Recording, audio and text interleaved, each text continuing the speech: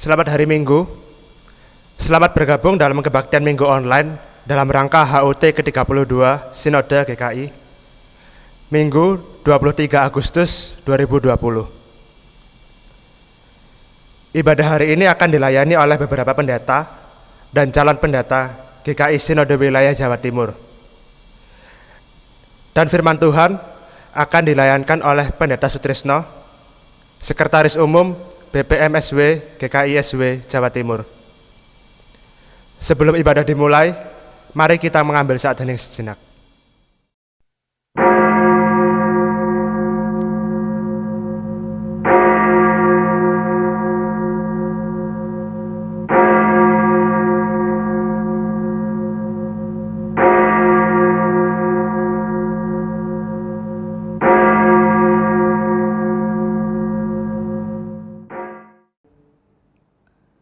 Bersorak-soraklah bagi Tuhan, hai seluruh bumi.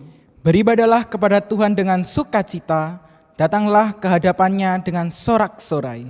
Ketahuilah bahwa Tuhanlah Allah. Dialah yang menjadikan kita dan punya dialah kita, umatnya dan kawanan domba gembalaannya.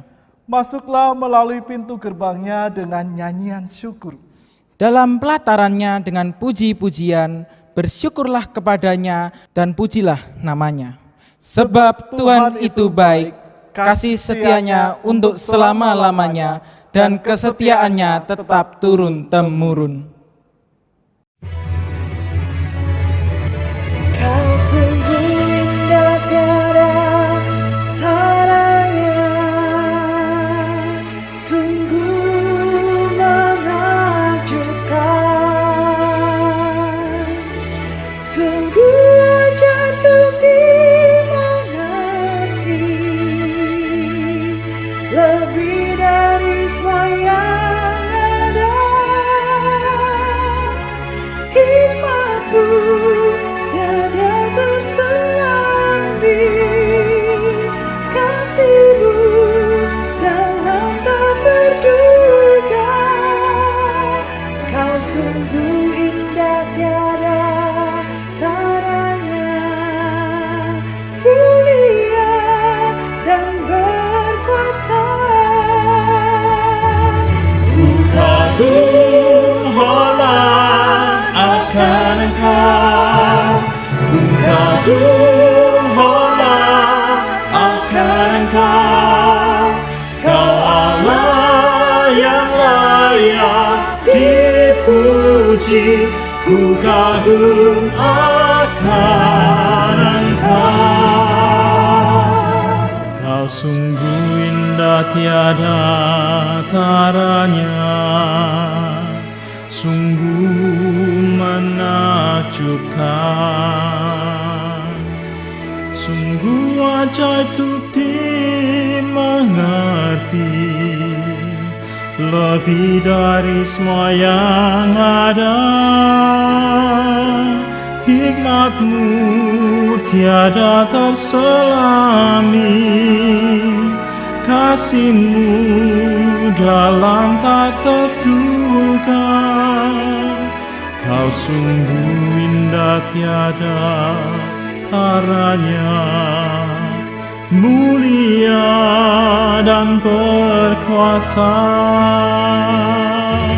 Ku kagum hormat akan Engkau, ku kagum hormat akan Engkau.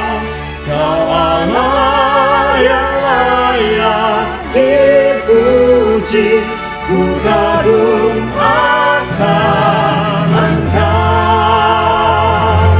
Ku kagum hormat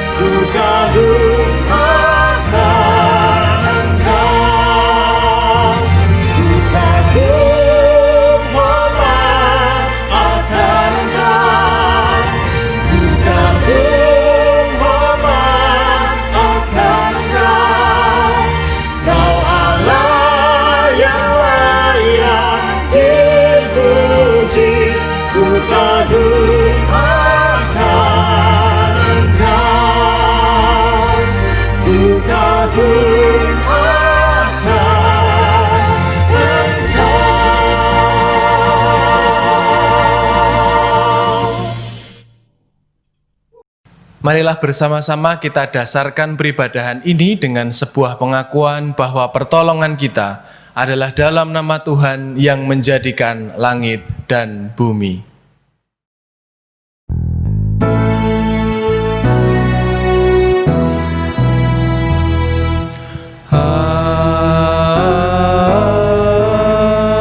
Amin, amin, amin.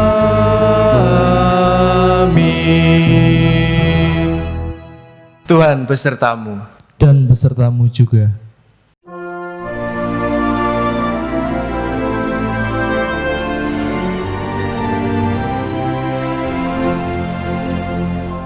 Bapak, Ibu, Saudara-saudara yang dikasihi oleh Tuhan Yesus Kristus, pada saat ini kita bersama-sama bersyukur dan bersuka cita karena kita semua merayakan hari ulang tahun Gereja Kristen Indonesia GKI yang ke-32 tahun. Kita pada saat ini merayakan ulang tahun GKI di tengah-tengah situasi yang sangat khusus. Karena pandemi COVID-19 ini menghadirkan gelombang perubahan dan juga gelombang persoalan yang begitu besar bagi umat manusia. Saya tentu tidak mau mengajak kita mensyukuri penderitaan. Tetapi salah satu dari ukuran iman dan spiritualitas yang meningkat adalah ketika kita semua memiliki kemampuan untuk bisa melihat makna dan kemudian mendorong diri kita untuk bertindak secara baik dan kuat. Upaya kita untuk menemukan makna di tengah-tengah konteks dan persoalan-persoalan kita secara positif. Dan kemudian menghadirkan tindakan-tindakan dan kreativitas untuk keluar dari persoalan.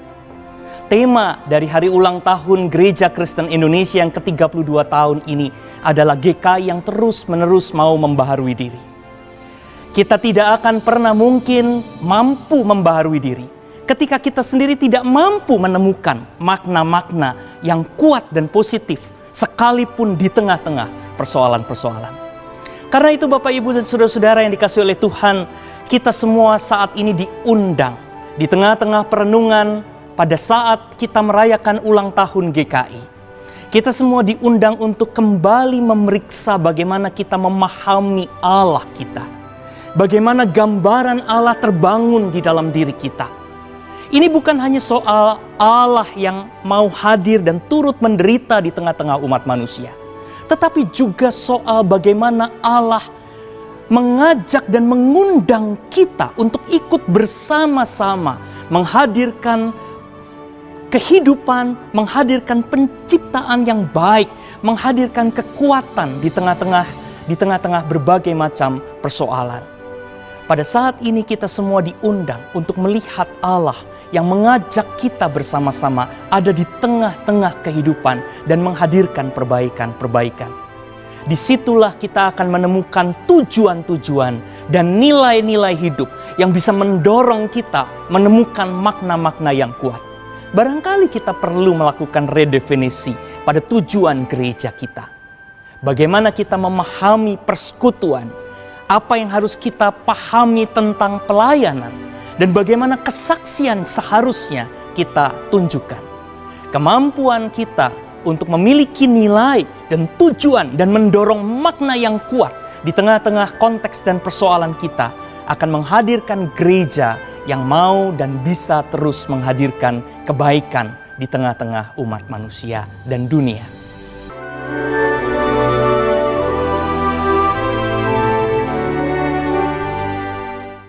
Saudara-saudara, pada saat ini ulang tahun GKI kita rayakan di tengah ujian berat, di tengah situasi pandemi dengan berbagai dampak yang ditimbulkannya. Kehidupan kita bagaikan bahtera yang tengah berlayar di samudera dan badai menderu yang menyerang. Namun kita tidak ingin mundur atau takut. GKI justru ingin menjadi bahtera yang terus berlayar maju, menjadi berkat bagi para penumpangnya. Untuk itulah saudara, kita butuh pertolongan Tuhan untuk menemukan cara-cara baru dalam bergereja, bersekutu, bersaksi dan melayani di tengah dunia yang sedang berubah ini.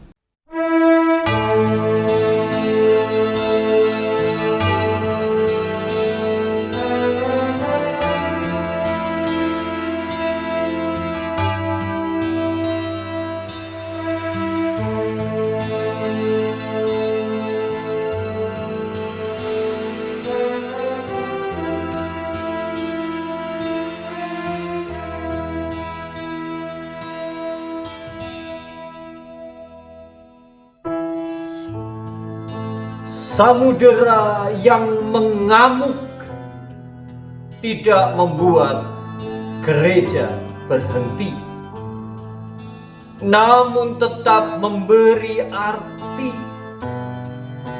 Meski berat, gereja harus terus menggeliat agar dunia beroleh berkat. Jika hanya berdiam diri, maka semua akan mati, baik diri pun dunia ini.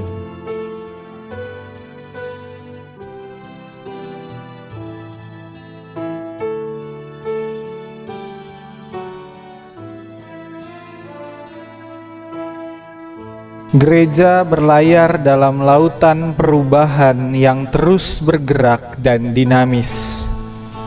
Semangat, kesungguhan, ketulusan, kerja keras adalah kekuatan dari dalam yang perlu terus dibangun. Begitu juga kemampuan, kecakapan, dan kepekaan untuk membaca arah angin perubahan perlu terus diasah, agar gereja yang Tuhan percayakan kepada umatnya dapat terus bergerak menuju pelabuhan tujuan.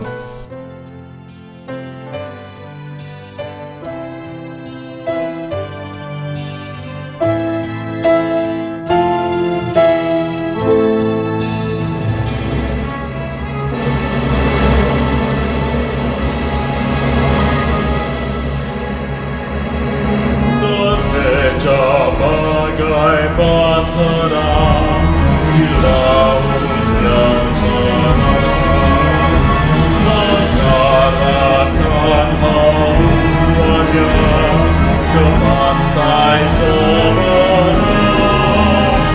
Mengamuklah samudera dan badai menderu, gelombang zaman mengempas yang sulit ditempuh. Penumpang pun bertanya selagi berjernih, betapa jauh di manakah pelabuhan abadi.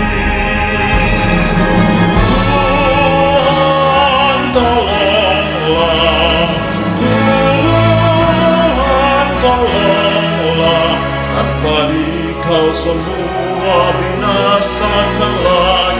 Ya Tuhan, tolonglah.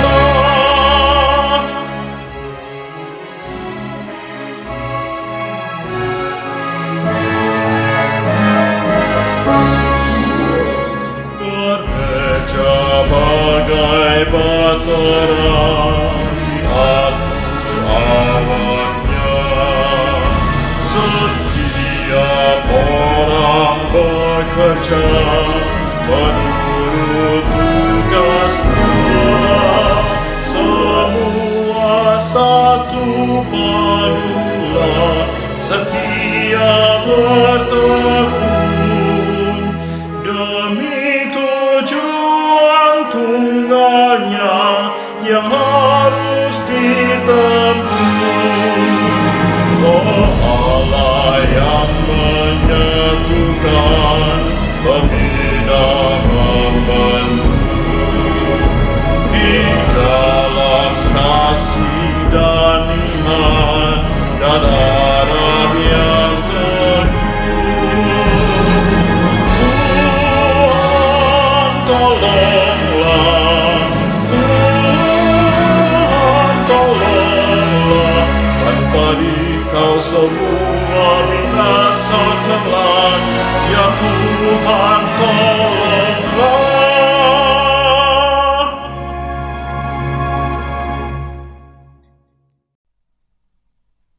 Marilah kita mengakui segala pengakuan-pengakuan dosa kita.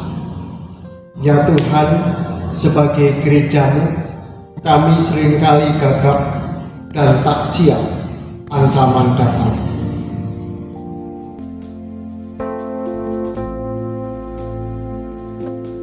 Sebagai gerejamu, kami seringkali lebih berfokus pada diri sendiri ketimbang berfokus pada apa yang dibutuhkan oleh dunia ini.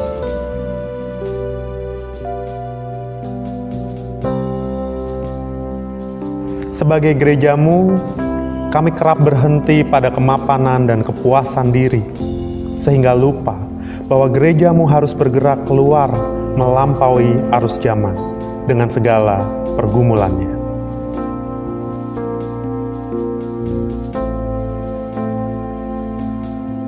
Sebagai gerejamu, kadang kami kurang giat untuk memikirkan serta melakukan cara-cara baru untuk beradaptasi dengan kehidupan yang terus berubah, sehingga kami tertinggal beberapa langkah di belakang masalah.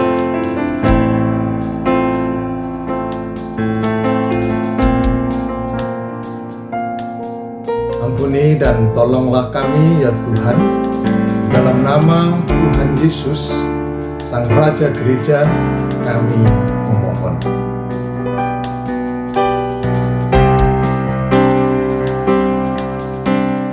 Saudara yang terkasih, marilah dengan penuh syukur dan sukacita sebagai Gereja Kristen Indonesia kita menerima anugerah yang diberitakan di dalam Yehezkiel 36 ayat 24 sampai dengan 26. Aku akan menjemput kamu dari antara bangsa-bangsa dan mengumpulkan kamu dari semua negeri dan akan membawa kamu kembali ke tanahmu. Aku akan mencurahkan kepadamu air jernih yang akan mentahirkan kamu dari segala kenajisanmu dan dari semua berhala-berhalamu. Dan aku akan mentahirkan kamu serta akan memberikan kepadamu hati yang baru dan roh yang baru di dalam batinmu. Dan aku akan menjauhkan dari tubuhmu hati yang keras dan kuberikan kepadamu hati yang taat. Demikianlah berita anugerah dari Tuhan. Syukur kepada Allah. Damai Kristus bagimu. Damai Kristus bagimu juga.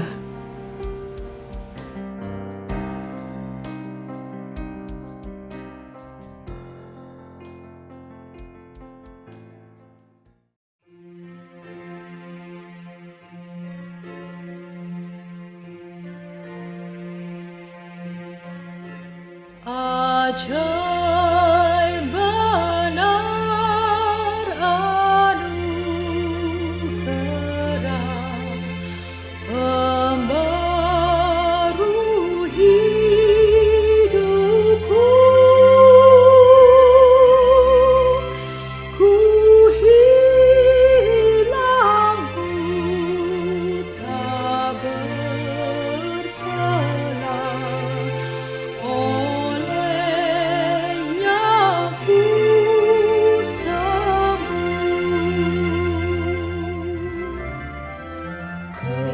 Ketika insafku cemas, sekarang ku lega. Syukur bebanku telah lepas, berkat anugerah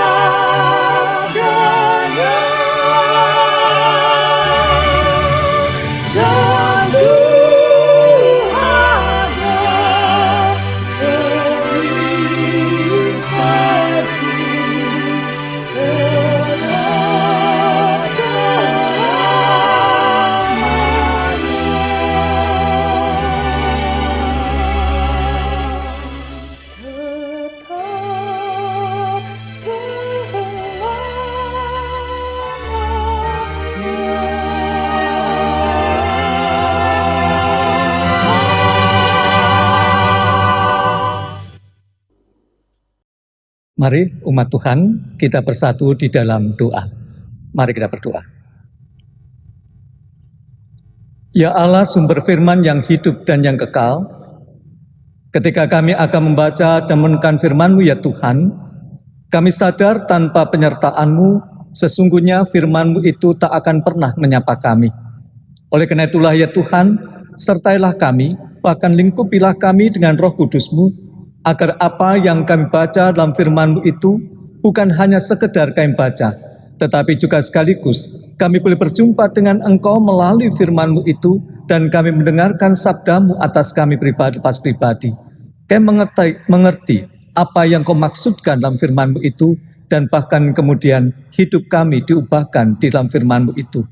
Tolonglah hamba-Mu untuk bisa menjadi alat-Mu dalam melainkan kebenaran firman-Mu. Oleh karena itu, urapilah dia dengan Roh Kudus-Mu, sehingga dia bisa menjadi alat-Mu dalam melayankan kebenaran firman-Mu itu. Dalam Kristus Yesus kami mohonkan doa kami ini. Amin. Saudara-saudara yang dikasihi dan mengasihi Tuhan kita Yesus Kristus, pembacaan firman Tuhan pada hari ini diambil dari Injil Tuhan Yesus Kristus menurut Matius, pasalnya yang ke-16, ayatnya yang ke-13 sampai dengan yang ke-20. Injil Matius pasalnya yang ke-16 ayat 13 sampai dengan 20. Demikian dinyatakan untuk setiap kita. Setelah Yesus tiba di daerah Kaisarea Filipi, ia bertanya kepada murid-muridnya, "Kata orang, siapakah anak manusia itu?"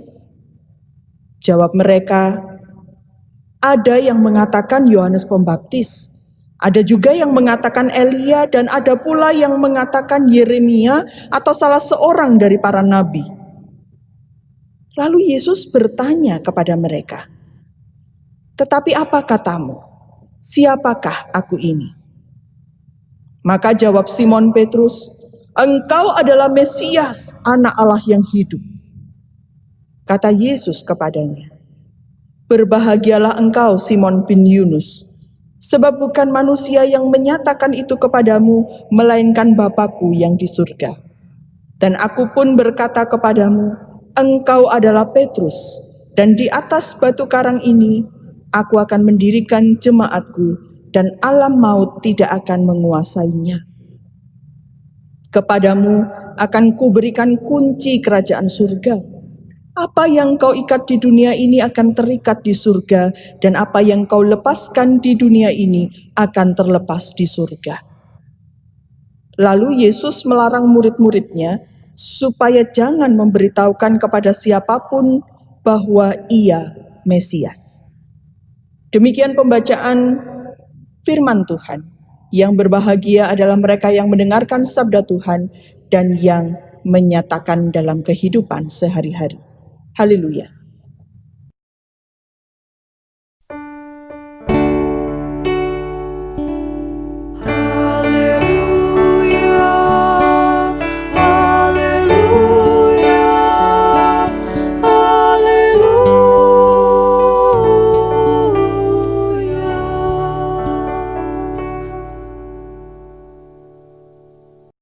Umat Tuhan, tema ibadah kita pada saat ini di saat kita merayakan ulang tahun ke-32 Gereja Kristen Indonesia adalah GKI yang terus membaharui diri. Saudara, perubahan saya yakin semua pasti akan pernah mengalami perubahan.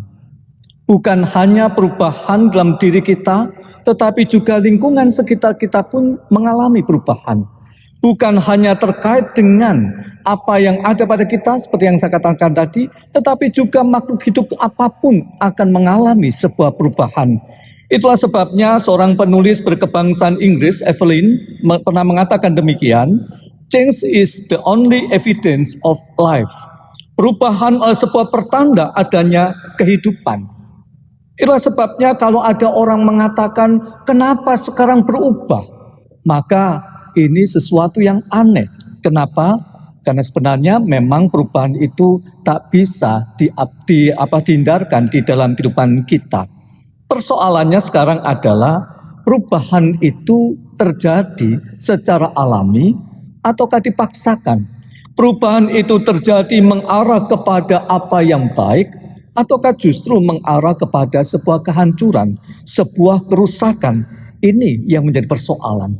Tetapi kalau saya bertanya kepada Bapak Ibu sekalian dan saudara-saudara, ketika ingin berubah, maka perubahan macam apa yang Bapak Ibu dan saudara inginkan? Perubahan yang mengarah kepada sebuah kehancuran, perubahan yang ditekan dan ditindas sedemikian rupa, ataukah perubahan secara alami? Perubahan yang kemudian membuat kita menjadi semakin baik, lingkungan kita menjadi semakin baik, suasana menjadi semakin baik. Pasti kita akan mengatakan yang terakhir, bahwa perubahan itu berjalan secara alami, perubahan itu kemudian menghantarkan sebuah situasi dan kondisi yang semakin membaik. Bukankah begitu? Tetapi anehnya, justru ada banyak kali dalam kehidupan kita tidaklah seperti itu. Kita baru akan berubah ketika mendapatkan tekanan, mendapatkan paksaan. Mengapa? Karena memang kita sadari berubah itu menimbulkan ketidaknyamanan. Apa yang membuat kita tidak nyaman? Karena kita kerap kali harus keluar dari zona nyaman kita.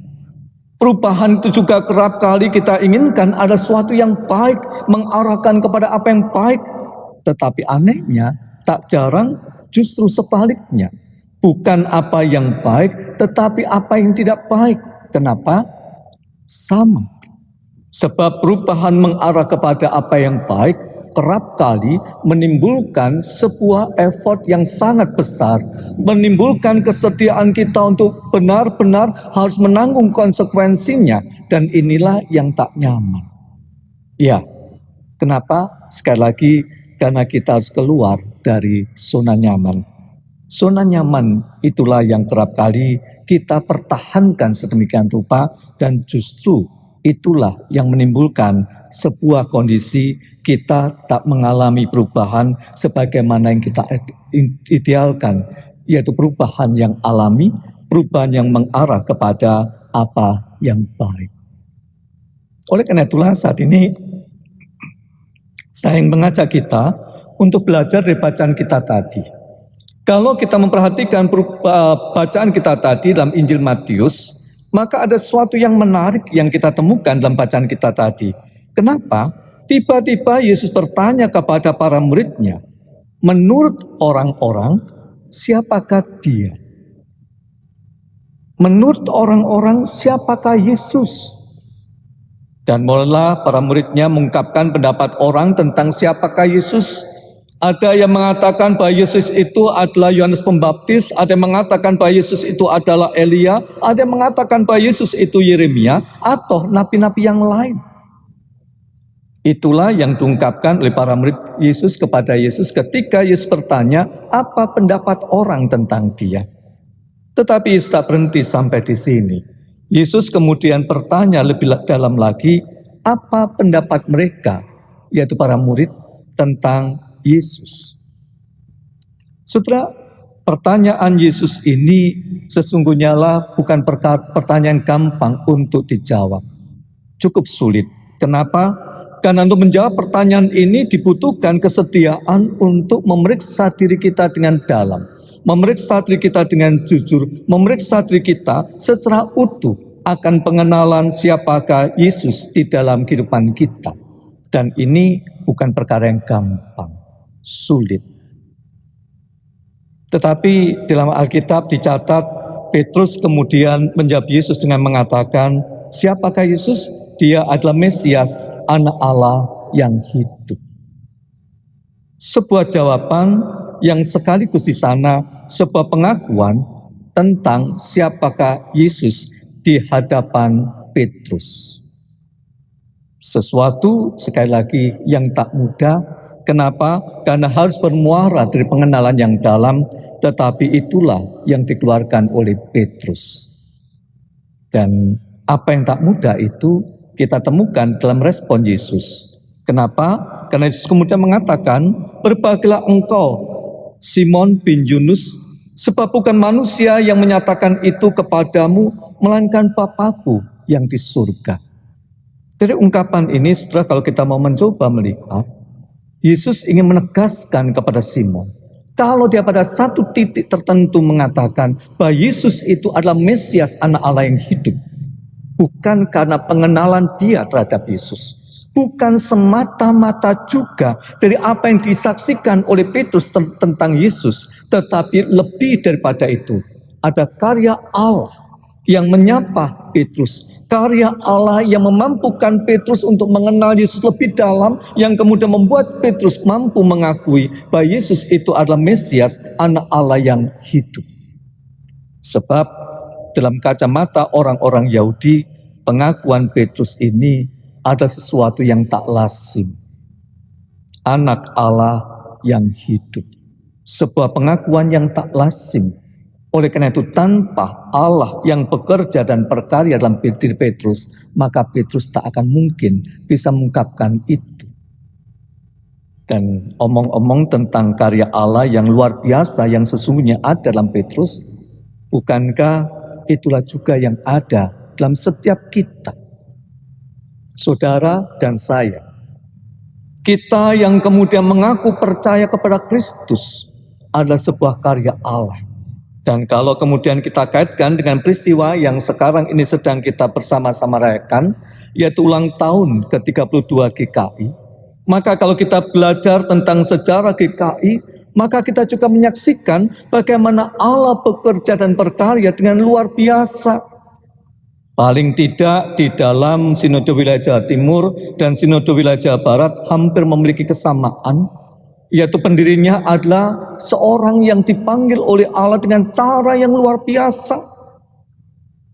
Memang agak sedikit berbeda dengan Jawa Tengah karena hasil karya sending. Tetapi Jawa Timur dan juga Jawa Barat adalah seorang pribadi. Khususnya Jawa Timur, yang itu yang kita kenal bersama-sama, yaitu Isidong, mengenal Allah melalui sebuah peristiwa yang sebenarnya biasa-biasa saja. Hanya menemukan satu secari kertas yang di sana ada tulisan yang membuat dia gelisah, mempertanyakan apa makna dari tulisan itu. Dan oleh karena itu dia mencoba mencari tahu makna tulisan itu. Dan pada akhirnya kemudian dia tahu bahwa itu ternyata adalah sobekan dari Alkitab. Oleh karena itu dia mencari lebih tahu lagi apa yang sebenarnya ada di sana.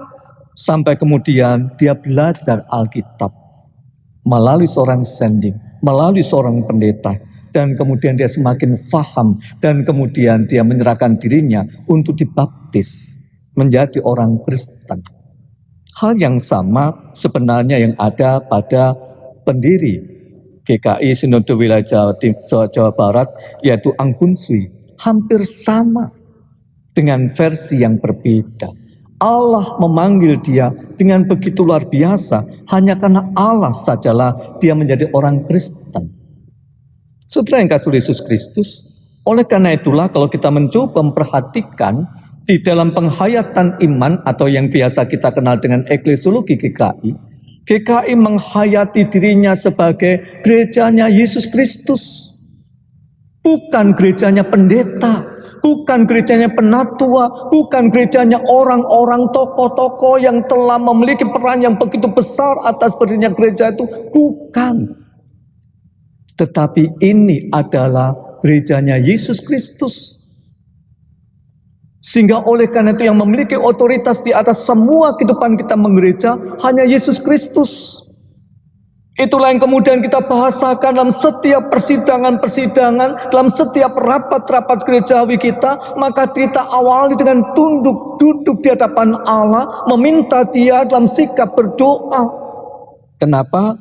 Karena ini adalah gerejanya Yesus Kristus. Inilah penghayatan GKI tentang keberadaannya. Bahwa Dia ada, tak bisa dipisahkan dari karya Allah. Tetapi kalau kita kemudian mencoba memperhatikan bacaan kita lebih dalam lagi dalam Injil Matius tadi, kita menemukan bahwa ternyata Yesus tak hanya sekedar menyatakan tentang Allah yang bekerja dan berkarya dalam dirinya, tetapi kemudian Yesus menyebut Petrus tak lagi sebagai Petrus, tetapi batu karang. Kalau kita memperhatikan dalam bahasa Yunani, maka kita menemukan satu permainan kata yang menarik. Petrus yang dalam bahasa Yunani disebut Petros, yang artinya adalah sebuah batu kecil, dan kemudian Yesus menyapa dia sebagai di atas batu karang ini, yang dalam bahasa Yunani disebut Petra, yaitu batu karang yang sangat besar atau tebing batu. Maka di sana kemudian kita menemukan sebuah perubahan. Perubahan dari sesuatu yang kecil itu kemudian dijadikan menjadi sesuatu yang besar. Batu kerikil yang kecil itu kemudian disapa oleh Kristus sebagai batu karang yang besar. Allah di dalam Yesus Kristus menghendaki orang yang telah dipanggilnya tak hanya berhenti statis dalam posisinya awal, tetapi mengalami pembaharuan dan perubahan. Bukan hanya itu. Bukan hanya Petrus diinginkan untuk kemudian menjadi batu karang yang teguh yang di atasnya umat itu akan dibentuk, tetapi juga diberikan sebuah otoritas yang luar biasa. Kenapa saya katakan luar biasa? Mari Bapak Ibu kita bersama-sama perhatikan ayat yang ke-19. Dalam ayat yang ke-19 dikatakan di sana dalam Matius pasal yang ke-16, kepadamu akan kuberikan kunci kerajaan surga. Apa yang kau ikat di dunia ini akan terikat di surga, dan apa yang kau lepaskan di dunia ini akan terlepas di surga. Sebuah otoritas yang luar biasa. Maka dalam kaitan dengan ini, ketika kita saat ini sedang merayakan ulang tahun ke-32, kepada kita bersama-sama ingin diingatkan oleh Allah, bagi kita yang telah ditebus dan diselamatkan dan dihimpunkan oleh Allah dalam tubuh Gereja Kristen Indonesia, didambakan oleh Allah untuk menjadi sebuah gereja yang terus berubah, terus mengalami pembaruan dari waktu lepas ke waktu. Dan sejatinya dalam sejarah kita, itulah yang telah kita hidupi. Dari sebuah gereja yang menjadi satu komunitas tertentu, yaitu sebuah etnis Tionghoa saja, sehingga oleh karena itu menyebut dirinya sebagai Tionghoa Kitokauwe. Maka pada akhirnya kemudian kita berani mengatakan bahwa kita bukan lagi Tionghoa Kitokauwe, tetapi kita adalah Gereja Kristen Indonesia. Bukan Gereja Kristen di Indonesia, tetapi Gereja Kristen Indonesia. Yang menegaskan identitas kita itu tak bisa dipisahkan dari Indonesia, dari tempat di mana kita berpijak. Tak hanya itu. Kalau kita memperhatikan dalam sejarah gereja, bukankah pada hakikatnya sebenarnya ada 3 sinode pada awalnya, yaitu Sinode Jawa Tengah, GKI Sinode Jawa Tengah, GKI Sinode Jawa Barat, GKI Sinode Jawa Timur. Tetapi pada satu persidangan, kita mengambil sebuah komitmen setelah melalui perjalanan begitu panjang untuk mengatakan bahwa kita hanya ada satu, yaitu Gereja Kristen Indonesia. Sebuah perubahan yang sangat bertolak belakang dengan gerakan-gerakan yang terjadi pada gereja-gereja lain. Gereja-gereja pada umumnya memecahkan diri menjadi sedemikian banyak, tetapi justru kita melawan arus dengan mengatakan kita memang asalnya 3, tapi sekarang 1. Perubahan itulah yang kita alami. Tetapi sejatinya itu belum cukup. Terlebih lagi dalam kondisi kita saat ini, dalam kondisi pandemi COVID-19 ini. Kepada kita juga diharapkan ada sebuah perubahan yang cukup signifikan. Tak bisa lagi melakukan aktivitas seperti sedia kala, tak bisa lagi mengerjakan segala sesuatunya asal ada saja, tetapi sesuatu yang perlu kita lakukan dalam sebuah perencanaan yang matang. Sebuah upaya yang sungguh-sungguh totalitas. Tanpa itu sejatinya lah kita tak akan pernah mengalami perubahan. Termasuk di dalamnya ketika pada saat ini kita melakukan ibadah secara online. Bukankah sebuah perubahan yang sangat besar? Tak pernah kita bayangkan bahwa kita harus beribadah di rumah kita masing-masing. Tak pernah kita bayangkan bahwa kita harus berhadapan dalam situasi di mana kita harus mengubah pola berpikir, pola beribadah, pola berrelasi sedemikian rupa. Tanpa kesediaan kita untuk mengubah diri kita, maka sejatinya kita akan mengalami banyak masalah besar. Beberapa waktu terakhir, sebagai seorang sekretaris umum Sinode Wilayah, saya mendapatkan pertanyaan-pertanyaan, kapan Pak Tris kami boleh beribadah?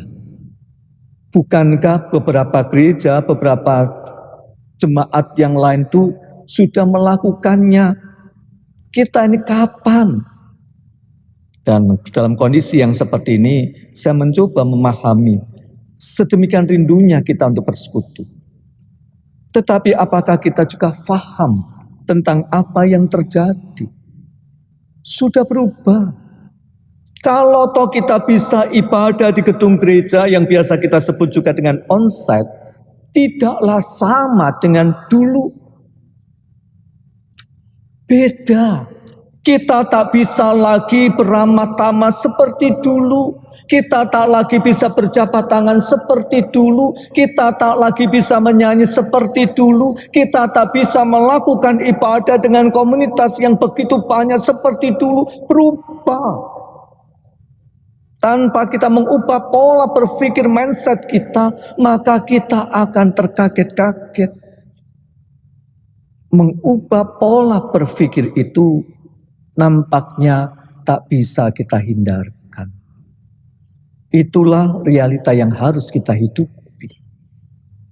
Demikian juga kalau kita mencoba memperhatikan dalam kehidupan kita bergereja saat ini, yang lainnya yang mau tidak mau harus kita alami perubahan adalah tentang program kerja. Tak bisa lagi kita mengerjakan program kerja seperti 2-3 tahun yang lalu atau puluhan tahun lalu, apalagi. Beda. Berubah. Sebab kenapa? Sebab selama kita belum mendapatkan antibodi atau obat untuk penanganan virus ini, maka sejatinya kita masih punya potensi besar untuk terserang. Kita masih rentan. Sehingga oleh karena itu mau tidak mau, suka tidak suka, terpaksa ataukah tidak, harus berubah. Itulah sebabnya beberapa waktu yang lalu beberapa orang PPMK, anggota PPMK bertanya, Pak Tris, PMK-nya bagaimana nanti? Apakah boleh kami tatap muka? Persidangan seperti sedia kala? Maka saya mengatakan, diupayakan tidak. Kenapa? Karena sudah beda. Beda. Kita tak bisa lagi seperti dulu. Ya kami kan bisa menyediakan ruangan besar. Iya, mungkin ada tempat yang sangat besar, tetapi pasti beda. Mengubah pola berpikir, mengubah mindset kita, mengubah diri kita, dan kemudian mengubah kehidupan menggereja kita adalah sebuah keniscayaan. Bukan seharusnya, bukan sebaiknya, tetapi keniscayaan. Ini harus kita alami, ini harus kita kerjakan. Tanpa kita mau melakukannya, maka kita akan mendapatkan dampak yang pada satu saat tertentu bisa saja kita sesali. Sehingga oleh karena itu, di saat kita merayakan ulang tahun GKI ke-32, ulang tahun ke-32 GKI, dengan tema GKI yang terus membaharui diri, serasa tema ini tepat dengan kondisi dan situasi ini. Panggilan kita berubah, panggilan kita tak lagi berorientasi kepada diri, tetapi kepada Kristus. Dan yang terakhir, kalau kita memperhatikan di sana, kita ini diberikan otoritas yang luar biasa. Tetapi bukan otoritas untuk membinasakan, tetapi otoritas untuk memberikan kehidupan. Pertanyaannya adalah, apakah itu sudah kita mainkan? Apakah itu sudah ada? Sebagai gereja yang telah dipanggil, ditebus, dan kemudian diimpunkan dalam tubuh GKI, yang kemudian kita diminta untuk mengalami pembaharuan, dan kita sudah melakukan proses pembaharuan itu. Tetapi persoalan terakhir adalah, Apakah kesemuanya itu mengarah kepada sebuah kehidupan yang semakin baik? Ataukah justru mengarah kepada sebuah kebinasaan?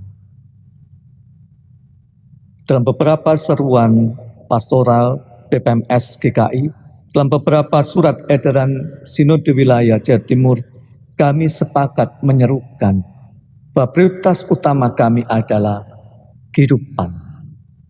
Pijakan kami bersama sebagai sinode dan sinode wilayah adalah menjaga dan memelihara kehidupan. Sehingga oleh karena itu semua kebijakan yang kami ambil adalah untuk menjaga dan memelihara kehidupan.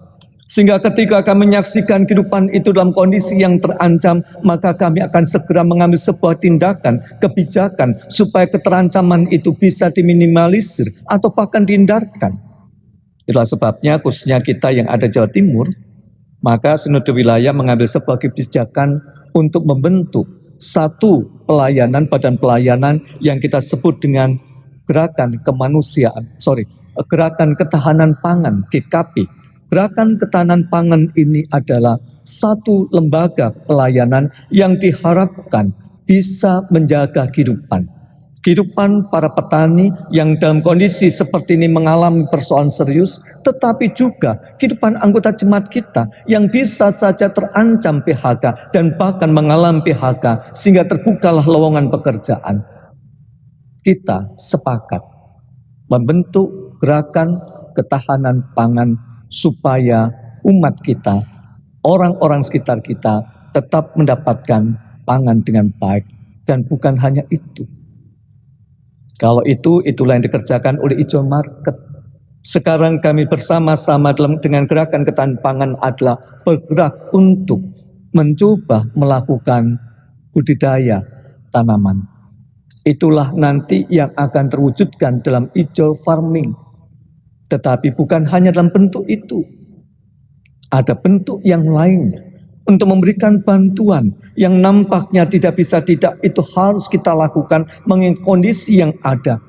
Itulah sebabnya ada gerakan yang ketiga yang akan terjadi sekarang sedang dipersiapkan, yaitu Ijo Charity. 3 gerakan ini dalam kerangka kita sedang mengubah mindset kita yang semula hidup untuk diri sendiri, yang semula memikirkan diri sendiri, untuk mulai membuka diri kita bagi masyarakat sekitar kita, bagi lingkungan kita, agar kehidupan kita sebagai Gereja Kristen Indonesia memberikan dampak yang sangat berarti. Oleh karena itulah, sebagai bagian dari anggota Jemaat Gereja Kristen Indonesia, kita dipanggil untuk berubah dan terus berubah, membaharui kehidupan kita dari waktu lepas ke waktu dengan satu maksud, agar nama Tuhan diagungkan dan dimuliakan. Selamat ulang tahun ke-32 Gereja Kristen Indonesia. Kiranya Tuhan memberkati kita semua. Amin.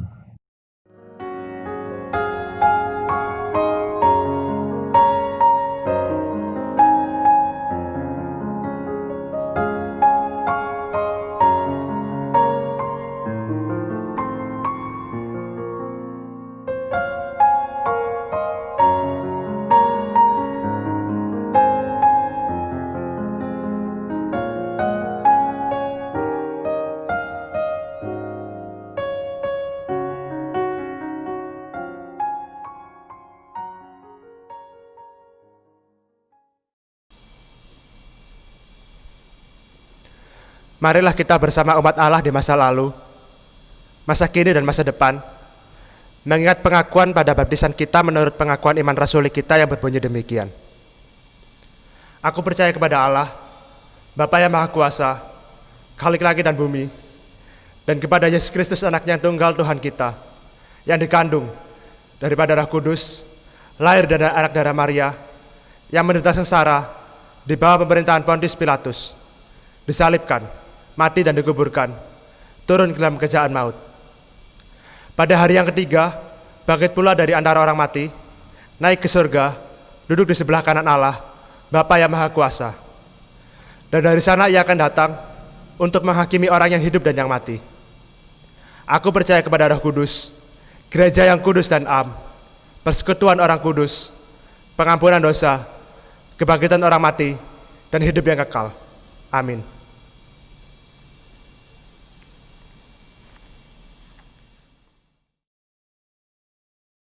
Umat Tuhan yang kekasih, marilah kita menaikkan doa syafaat. Ya Tuhan Yesus, Raja Gereja, kami bersyukur atas panggilan-Mu sebagai gereja untuk senantiasa membarui diri, sebab gereja terus-menerus menghadapi tantangan-tantangan yang baru. Karena itu kami membuka diri kepadamu untuk dibentuk sesuai dengan kehendak-Mu dan bukan menurut kehendak dunia ini. Dengan demikian, kami akan menjadi gereja yang semakin relevan bagi umat Tuhan, tetapi juga semakin signifikan bagi masyarakat yang menghadirkan damai sejahtera bagi kehidupan bersama di dunia ini. Di dalam nama-Mu kami mohon ya Tuhan. Mampukan kami sebagai GKI dalam setiap lingkup jemaat, klasis, sinode wilayah, bahkan sinode, untuk kami boleh mewujudkan keberadaan kami sebagai persekutuan orang percaya yang harus selalu berkarya dalam kesaksian dan pelayanan kami. Bapa di dalam surga, kami bersyukur untuk kemerdekaan bangsa dan negara kami yang ke-75 ini. Tuhan yang telah menuntun perjalanan ini kiranya terus menjadi satu dasar langkah hidup bersama kami di tengah segala keragaman dan perbedaan yang ada, supaya kami diperkaya, diperlengkapi, dan boleh berjuang di tengah keberagaman yang ada. Terlebih Tuhan, saat ini kami berjuang bersama-sama di dalam upaya untuk pengentasan pandemi COVID-19 ini. Tolonglah kami, berkatilah bangsa kami, pemerintah, bahkan seluruh umat di dunia ini. Di dalam Tuhan Yesus Kristus kami berdoa. Amin.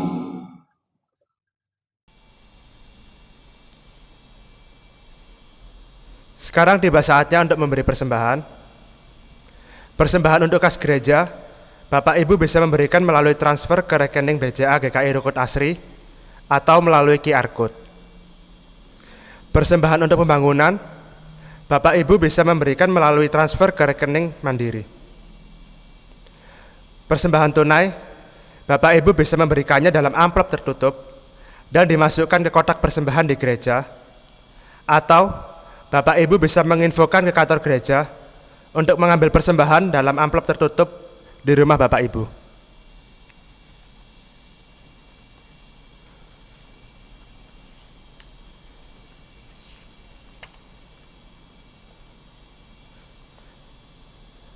Nas persembahan kali ini dari Habakuk 3 ayat 17-19.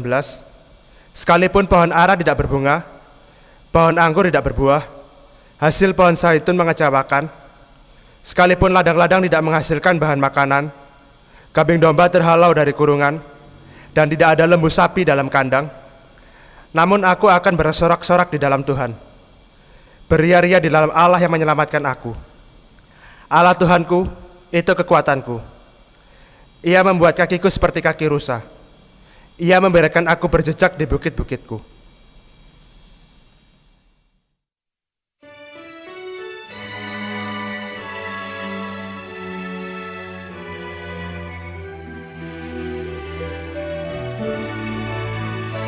Ku heran Allah mau memberi rahmat-Nya padaku, dan Kristus sudi menebus yang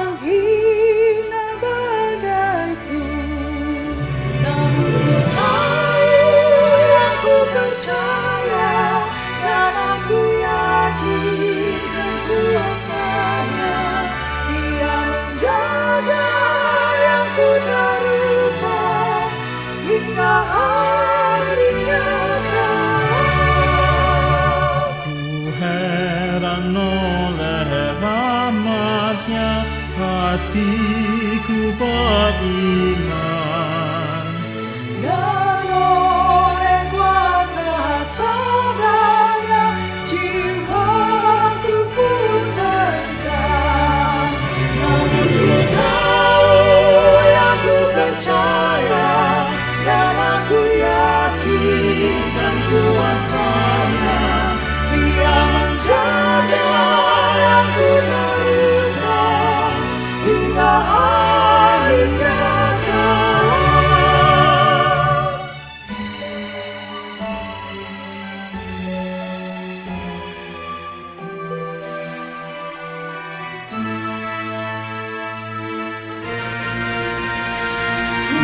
Heran oleh Roh Kudus, ku sadar dosaku, dan dalam firman-Ku tenang, siapa penebus.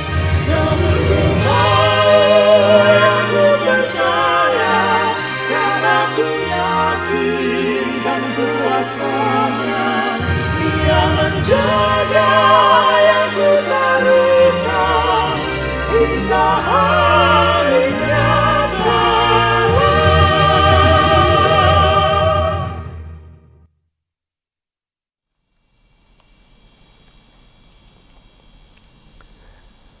Mari kita berdoa. Ya Allah pengasih, terimalah persembahan syukur kami ini dan berkatilah untuk menjadi alat pelayanan kasih bagi sesama kami. Terimalah juga persembahan seluruh hidup kami dan hiduplah dalam kami, sehingga kami dapat menjadi berkat bagi sesama kami demi kemuliaan nama-Mu. Amin.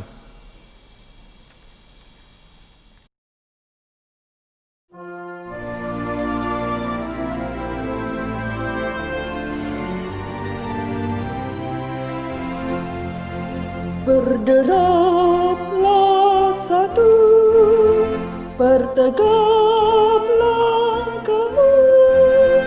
Tunduklah panggilannya, perjuangkan kasih-Nya. Bergandengan erat, rintanganmu berat. Untuk masyurkan berita perdamaian kekal.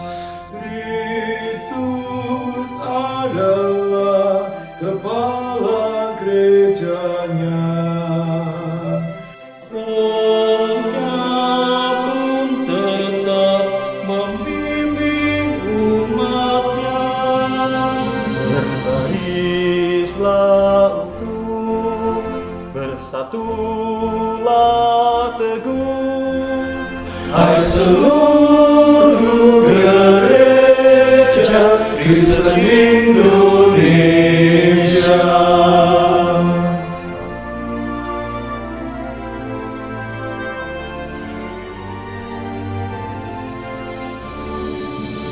Majulah serentak dengan langkah tegap dan berdoa berkarya dalam hidup semesta.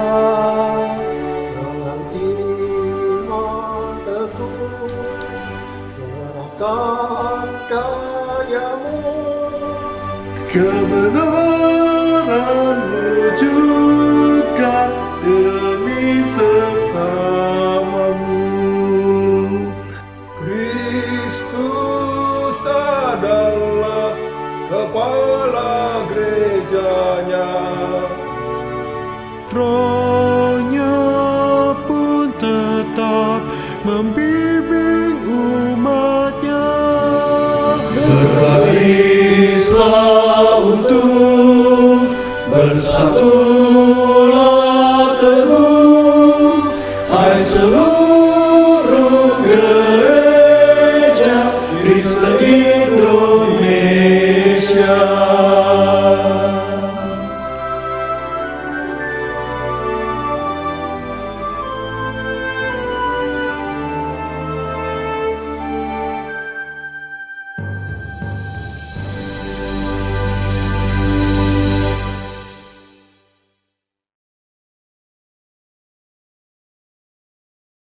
selalu membarui diri. Itulah cara kita sebagai gereja Tuhan untuk tetap relevan menjawab panggilan kita di dunia. Ya Bapa, perbaruilah kami. Untuk terus memberi arti, kita perlu beradaptasi dengan situasi dan bersinergi dengan segenap potensi. Ya Kristus, mampukanlah kami. Tidak ada perubahan yang murah, tidak ada pencapaian yang diperoleh dengan mudah. Ya Roh Kudus, tolonglah kami dalam mewujudkan seluruh tekad kami.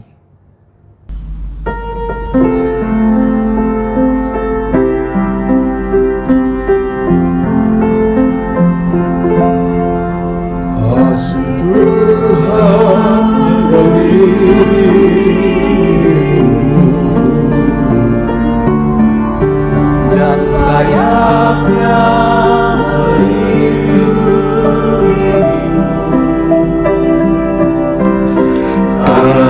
Tuhan benar di dalam hidupmu. Majulah dalam terang kasih-Nya.